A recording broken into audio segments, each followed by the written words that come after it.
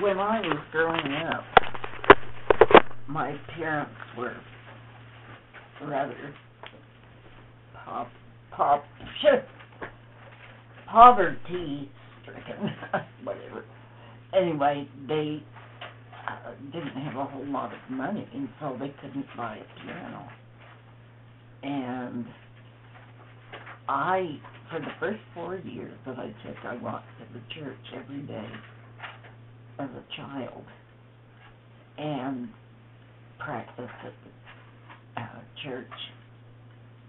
And I remember that my mother went over and talked to the school board and got permission for me to practice up in the top level of what used to be the Washington School down here.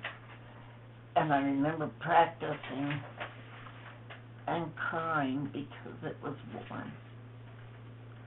And I thought, oh, yes, it's warm. And I don't know what made me do it. I guess I just had it in me or something, because most children, I think, would not do that. They'd go spend their time maybe and then go home, you know. So my mother, even though she was not musical, made every opportunity to allow me to be. And I remember when we bought our first piano, and I was so delighted. And once again, I say, I opened the door so the neighbors could see I had a piano at my house, because I was so excited about it.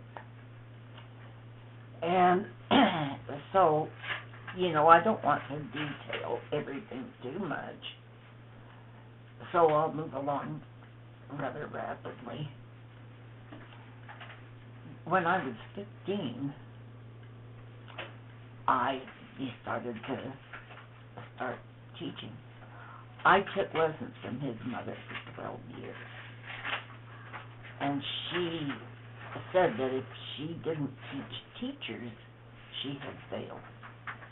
So along with taking lessons, she taught me how to teach. And she'd say, now if you were going to teach this, listen, so.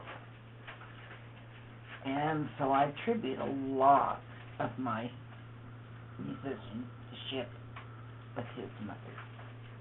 And I don't know whether you've seen the picture of her over in the Snow Building. The concert hall is named after her. Anyway, so I would start out on Saturday, and I would go out to the Lyman Archer area and teach all morning. Those people said, if you come and do that for us, we'll pay you, and then if you will teach the people in the area, they can come to our house. So that's what I did. Then I ate my lunch in the car and went from there out to the Hibbard area and taught out there the rest of the afternoon. Then I went over to Sugar City, which is where we live, and taught people from the Sugar City, Newville area. And that's what I did when I was in high school for the rest of the time that I lived there. And so, you know, I don't know how much you want of things like this. Well, I appreciated that you shared that. That's wonderful. I also want them to know that you are a concert pianist, that you performed as well as taught. Is that correct? And I love what you had to say about the neighbors, that they would ask you to open your doors and windows so they could hear the music flowing from your home. That is just wonderful. And then you mentioned something that your mother said. Would you share that one more time? I don't know what about your home. Oh, yeah, my mom just would joke with us and say, I can't get away from it. It penetrates the whole house. Everywhere I go, because we had kids practicing in the bathrooms. And I would get them up and have them practice, and I'd have a nice breakfast ready so that when they got through, I would be able to give them breakfast before I set them. So this house was absorbing music and sharing it everywhere. It seemed to. That's wonderful. And you taught at Rick's. Mm-hmm. And did you teach music? Was there a special piano and some voice.